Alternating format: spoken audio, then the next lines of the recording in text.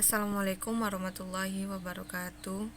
Perkenalkan, saya Madu Munawaroh, NIM C1C019026 dari program studi akuntansi kelas R10.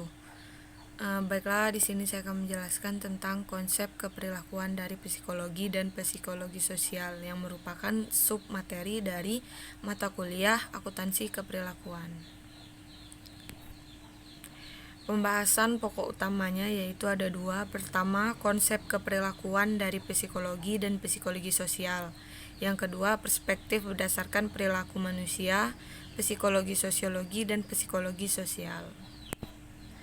Selanjutnya, dari konsep keperilakuan dari psikologi dan psikologi sosial menjadi subbab lagi, yaitu 6. Yang pertama, sikap. Kedua, beberapa teori terkait dengan sikap. Ketiga, persepsi. 4, nilai. 5, pembelajaran. Dan keenam, kepribadian.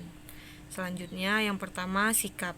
Sikap adalah suatu hal yang mempelajari mengenai seluruh tendensi tindakan, baik yang menguntungkan maupun yang kurang menguntungkan.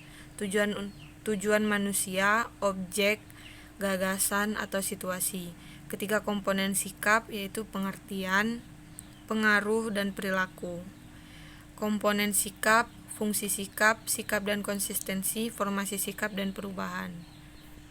Selanjutnya, yang kedua, beberapa teori terkait dengan sikap.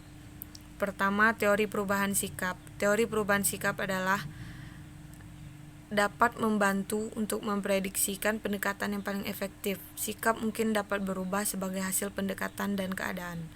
Teori pertimbangan sosial. Teori pertimbangan sosial ini merupakan suatu hasil perubahan mengenai bagaimana orang-orang merasa menjadi suatu objek dan bukannya hasil perubahan dalam mempercayai suatu objek. Teori ini menjelaskan bahwa manusia dapat menciptakan perubahan dalam sikap individu jika mau memahami struktur yang menyangkut sikap orang lain dan membuat pendekatan setidaknya untuk dapat mengubah ancaman tersebut. Masih lanjutan dari teori yang terkait dengan sikap. Selanjutnya, teori persepsi diri.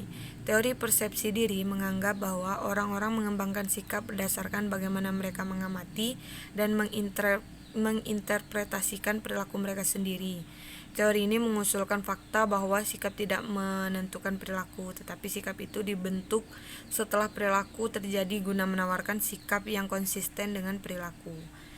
Selanjutnya, teori motivasi dan aplikasinya. Terdapat keyakinan bahwa perilaku manusia ditimbulkan oleh adanya motivasi. Dengan demikian, ada sesuatu yang mendorong atau memotivasi seseorang untuk berbuat sesuatu.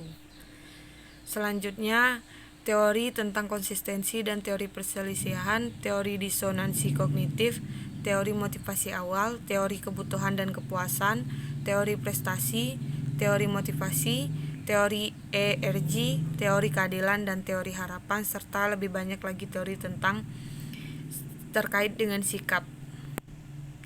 Selanjutnya, persepsi. Persepsi adalah bagaimana orang-orang melihat atau menginterpretasikan peristiwa, objek, serta manusia. Faktor-faktor yang mempengaruhi persepsi. Faktor dalam situasi yang terdiri dari waktu, keadaan, atau tempat kerja, keadaan sosial. Faktor pada pemersepsian yang terdiri dari sikap, motif, kepentingan, pengalaman, dan harapan. Faktor pada target yang terdiri dari hal baru, gerakan, bunyi, ukuran, latar belakang, kedekatan. Selanjutnya, masih dari tentang lanjutan dari persepsi, rangsangan fisik vs kecenderungan individu. Rancangan fisik adalah input yang berhubungan dengan perasaan, seperti penglihatan dan sentuhan, sedangkan kecenderungan individu meliputi alasan kebutuhan, sikap, pelajaran dari masa lalu, dan harapan. Keterkaitan persepsi bagi para akuntan. Perilaku pada akuntan dapat menerapkan pengetahuan persepsi terhadap banyak aktivitas organisasi. Misalnya dalam evaluasi kinerja, cara penilaian atau seseorang mungkin dipengaruhi oleh ketelitian persepsi penyela. Kesalahan atau biasa penilaian mungkin diakibatkan oleh sandiwara yang mencoba untuk menakut-nakuti sehingga karyawan merasa tidak puas dengan meninggalkan perusahaan. Oleh karena itu, para penyaji perlu mengenali perasaan mereka terhadap bawahannya. Dalam bahasan mengenai persepsi orang dalam membuat penilaian terhadap orang lain, hal ini akan dikaitkan dengan teori atribusi. Teori atribusi merupakan dari penjelasan cara-cara manusia menilai orang secara berlainan, bergantung pada makna apa yang berhubungan ke suatu perilaku tertentu.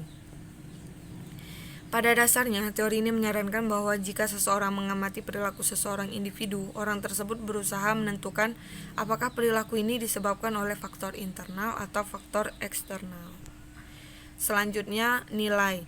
Nilai secara mendasar dinyatakan sebagai suatu modus perilaku atau keadaan akhir dari eksistensi yang khas dan lebih disukai secara pribadi atau sosial dibandingkan dengan suatu modus perilaku atau keadaan akhir yang berlawanan. Arti penting nilai dalam mempelajari perilaku dalam organisasi. Nilai dinyatakan penting karena nilai meletakkan dasar untuk memahami sikap serta motivasi, dan karena nilai mempengaruhi sikap manusia. Selanjutnya, nilai dan dilema etika. Permasalahan profesi akuntansi sekarang ini banyak dipengaruhi masalah kemerosotan standar etika dan krisis kepercayaan. Krisis kepercayaan ini seharusnya menjadi pelajaran bagi para akuntan untuk lebih berbenah diri, memperkuat kedisiplinan, mengatur dirinya dengan benar, serta menjalin hubungan yang lebih baik dengan para klien atau masyarakat lain. Misalnya skandal Enron yang melibatkan Arthur Andersen serta skandal WorldCon, Max dan Xerox, profesi akuntan menjadi gempar. Yang kelima, pembelajaran. Pengkondisian keadaan klasik dapat diringkaskan bahwa pengkondisian klasik pada hakikatnya merupakan proses pembelajaran suatu respon dan suatu rangsangan yang tidak terkondisi. Pengkondisian operan perilaku manusia suatu fungsi dari konsekuensi-konsekuensinya. Perilaku operan berarti perilaku yang bersifat sukarela atau perilaku yang dipelajari sebagai kontras terhadap perilaku semacam itu, yang dipengaruhi oleh ada atau tidak adanya pungutan yang ditimbulkan oleh konsekuensi-konsekuensi dan perilaku tersebut. Pembelajaran sosial suatu perpanjangan dari pengkondisian operan, di mana teori tersebut mengandalkan perilaku sebagai suatu fungsi dari konsekuensi-konsekuensi. Teori ini juga mengakui eksistensi pembelajaran observasional lewat pengamatan dan pentingnya persepsi dalam belajar. Yang terakhir, tentang kepribadian. Aplikasi utama dari teori kepribadian dalam organisasi adalah memprediksikan perilaku. Pengujian terhadap perilaku ditentukan oleh banyaknya efektivitas dalam tekanan pekerjaan. Siapa yang akan menanggapi kritikan dengan baik, siapa yang pertama harus dipuji dahulu sebelum berbicara mengenai perilaku yang tidak diinginkan, siapa yang menjadi seorang pemimpin potensial. Penentu kepribadian. Suatu argumen dini dalam riset kepribadian adalah apakah kepribadian seseorang merupakan hasil keturunan atau lingkungan. Kepribadian tampaknya merupakan hasil dari kedua pengaruh tersebut. Selain itu, dewasa ini dikenal faktor ketiga, yaitu faktor situasi.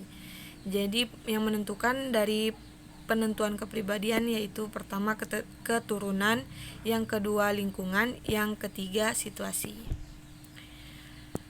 Selanjutnya, submateri pokok yaitu perspektif berdasarkan perilaku manusia, psikologi, sosiologi, dan psikologi sosial. Psikologi, sosiologi, dan psikologi sosial menjadi kontributor utama dari ilmu keperilakuan.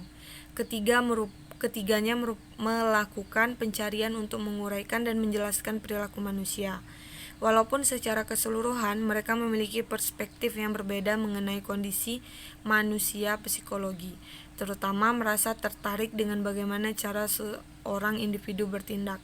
Fokusnya didasarkan pada tindakan orang-orang ketika mereka bereaksi terhadap stimulasi dalam lingkungan mereka, dan perilaku manusia dijelaskan dalam kaitannya dengan ciri, arah, dan motivasi individu.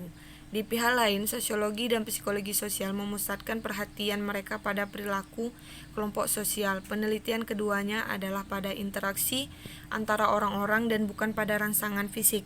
Perilaku diterangkan dalam hubungannya dengan ilmu sosial, pengaruh sosial, dan ilmu dinamika kelompok. Itulah hasil dari presentasi saya. Jika ada kesalahan atau kekurangan, saya mohon maaf. Saya akhiri dengan wabillahi taufiq wal hidayah. Wassalamualaikum warahmatullahi wabarakatuh.